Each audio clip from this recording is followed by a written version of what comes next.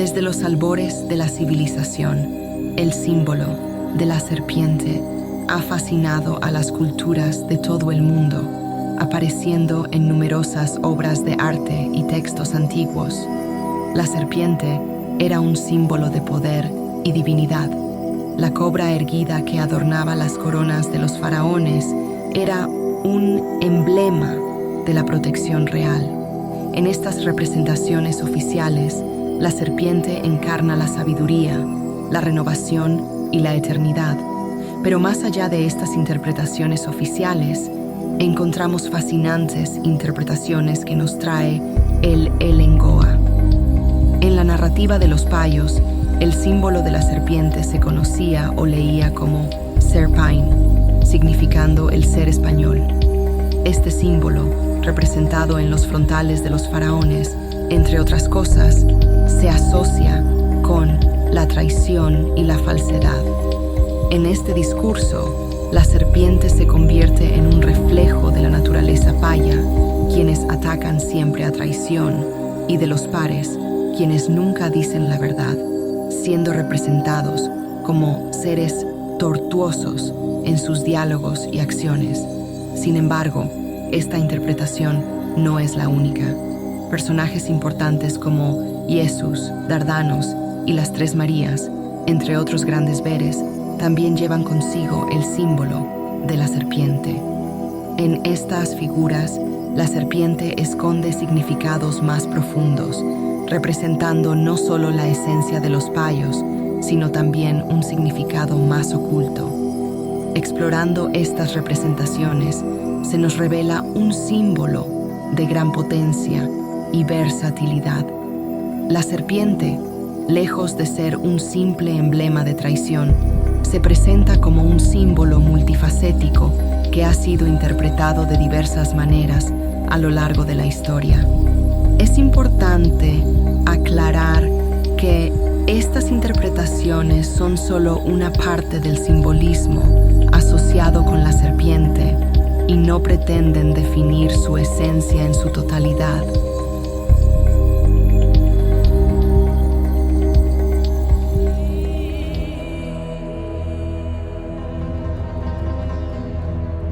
Saludos a todos.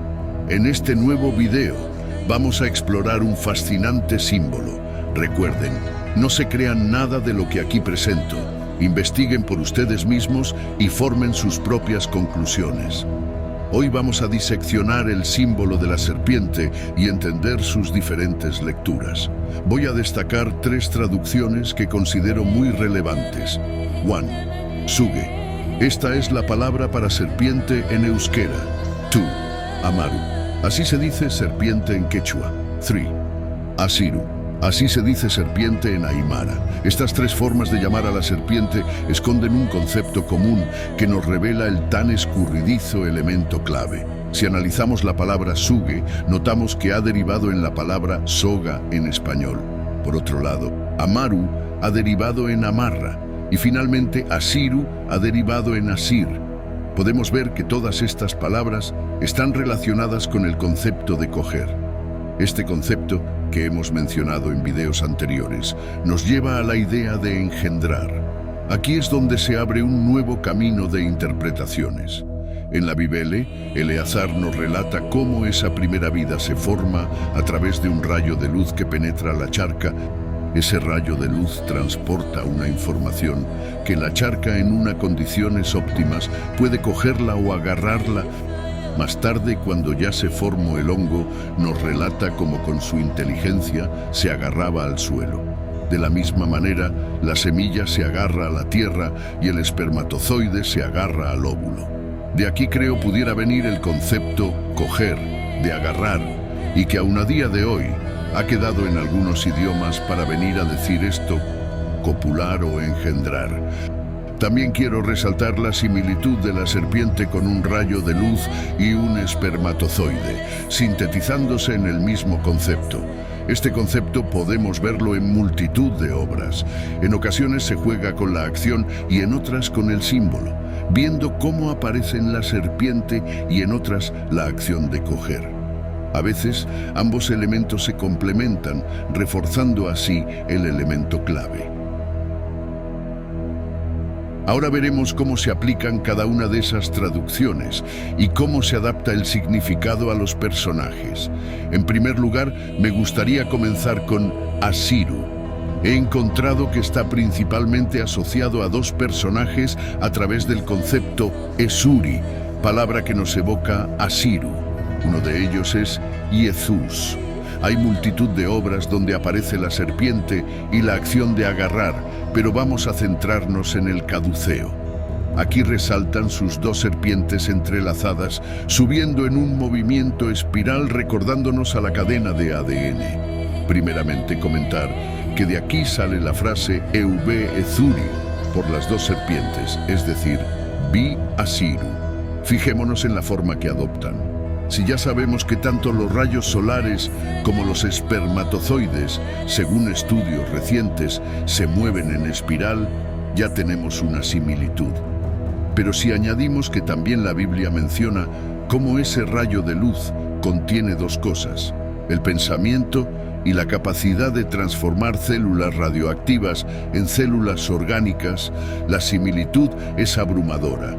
El otro caso sería el de Dardanos. Aquí surgen dos lecturas. Una es el propio Esuri, que compartiría con Jesús. Por eso la gente aún confunde a Jesús con Dardanos, porque comparten símbolos, y es por esto. La otra saldría de la palabra Serdanie, ya que en sus obras la serpiente es un elemento para leer Asirdanie. Este concepto se refuerza con Eseri, que significa estar sentado. Aquí juegan con Eseri y Asiru para reforzar el concepto. Por último, si analizamos la palabra Asiru, podemos sacar por un lado Azi, que es semilla, y Ra, que es el sol. Por lo tanto, nos habla de la semilla que transporta el sol y coge en la charca.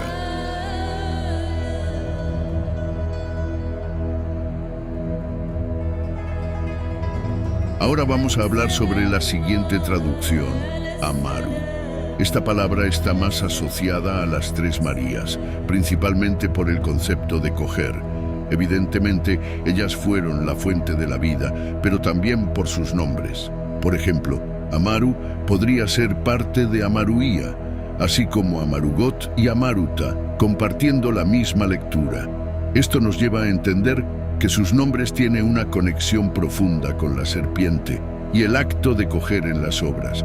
Es muy común ver en sus representaciones cómo las Tres Marías aparecen a menudo agarrando serpientes. Otras veces solo se representa el acto de coger. Ambas formas de representación refuerzan el enlace entre el símbolo de la serpiente y la acción de coger, subrayando la idea de dar vida y de crear. Si analizamos la palabra Amaru más a fondo, descubrimos que Ume significa hijo, niño o descendencia, y Ra se refiere al sol o Dios. Esto nos ofrece una lectura simbólica, la semilla del sol o Dios. Esta interpretación no solo conecta a las Tres Marías con el acto de engendrar vida, sino que también las vincula con una fuerza divina. Por último, abordemos la traducción Suge, la cual es ampliamente conocida gracias a Eleazar, ya que aparece en los jeroglíficos egipcios. En este contexto, Suge se lee como Soegin, que se traduce en los textos como dar una mirada. Aquí me puse a reflexionar sobre la relación entre la mirada y el concepto de coger o agarrar. En la propia palabra, observamos cómo mira es equivalente a Amaru, pero la acción de mirar conlleva un concepto que creo pudiera estar enlazado. Cuando miras algo, este acto coge o agarra tu pensamiento, te agarra la atención, digamos. Si vemos la definición de mirar en la RAE, uno de los resultados es pensar. Así que ya tenemos el concepto unido. La mirada agarra un pensamiento, igual que la chispa agarra el pensamiento del rayo de luz. En este contexto, si analizamos la palabra mirar en euskera, veremos cómo uno de los resultados es begiratu, lo que podemos separar en begi, que es ojo, ra, que es sol, y atu ya nos dice la palabra atar, La otra es rajó, o lo que es lo mismo, rayo. Por lo tanto, la mirada encierra el concepto de agarrar algo con la ella del sol. Aquí tenemos un ejemplo en una obra. Es de María con unos ojos mirando, o sea, dando una mirada, también portando los rayos de inteligencia o gen. Esto respalda la unión de los conceptos de mirar y el rayo. El sol, al dar una mirada con sus rayos, da vida. Este concepto se usa casi exclusivamente en los textos egipcios que tratan de enterramientos, lo que podría ser una súplica a Ra para que con sus rayos ayude de alguna manera. Para terminar, quería analizar primero la palabra Soewin. De aquí sacamos que So es mirar, pero también puede ser Su, que es sol. Y Ewin tiene muchos significados, ya que el concepto es amplio, pero uno de ellos es cultivar, sembrar, plantar. No hace falta explicar mucho más. Por último, desglosamos la palabra Suge. Su es sol y Ge es la inteligencia, el pensamiento. Hasta aquí, una pequeña muestra del abanico de significados que nos trae este símbolo en estos contextos. Un abrazo a todos. Amen Egi is Alum.